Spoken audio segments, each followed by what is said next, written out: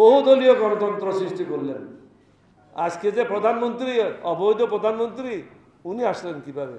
উনি তো ভারতের রয়ের নেতৃত্বে ছিল ইন্ডিয়াতে।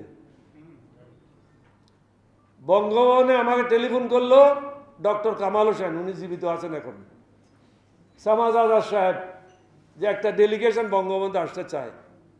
তার মধ্যে আপনাদের বিষয়বস্তু কি? বলে বিষয়বস্তু হলো বঙ্গবন্ধুর কন্যাকে বিদেশ থেকে নিয়ে আসা। ওরা বঙ্গভবনে আসলো, প্রেসিডেন্ট জিয়া রাজি হলেন, শেখ হাসিনা বাংলাদেশে ফিরে আসলো। ওখানে যে সিজের লিস্টে অস্ত্র ছিল, স্বর্ণ ছিল, অন্যান্য সম্পদ ছিল, বঙ্গবন্ধুর স্বর্ণের মুকুট ছিল, এগুলি সব শেখ হাসিনাকে ফেরত দেওয়া হয়েছিল।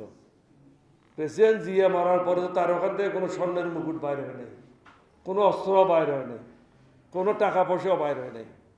এখানে বিশ্ববিদ্যালয়ের শিক্ষকেরা আছেন, উনি ডেপুটি চিফ থাকার সময় একটা প্লট নিয়েছিলেন জাহাঙ্গীরনগর ইউনিভার্সিটির ওখানে, শিক্ষকদের জন্য একটা হাউজিং সোসাইটি হয়েছিল, ওখানে উনি 5 কাঠা জায়গা নিয়েছিলেন। রাষ্ট্রপতি হওয়ার পরে উনি আমাকে বললেন, জনগণ তো আমাকে সমগ্র বাংলাদেশ দিয়ে দিয়েছে, এখন জাহাঙ্গীরনগর বিশ্ববিদ্যালয়ের 5 কাঠা জায়গা নিয়ে আমি কি করব? ওই চিঠির মাধ্যমে জাহাঙ্গীরনগর বিশ্ববিদ্যালয়ের 5 কাঠার প্লট ফিরিয়ে দেওয়া হলো। আজকে বাংলাদেশে আছে কিসের উপরে? 2টা জিনিসের উপরে, গার্মেন্ট আর রেমিটেন্স।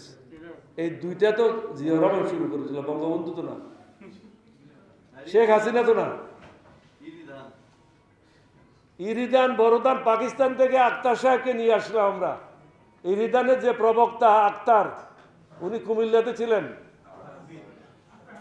আক্তার হামিদকে আমরা বিশেষ অনুরোধ করে পাকিস্তান থেকে নিয়ে আসছিলাম এবং উনাকে বগুড়াতে পাঠানো হয়েছিল উত্তরবঙ্গে ইরিদানের ব্যবস্থা করার জন্য।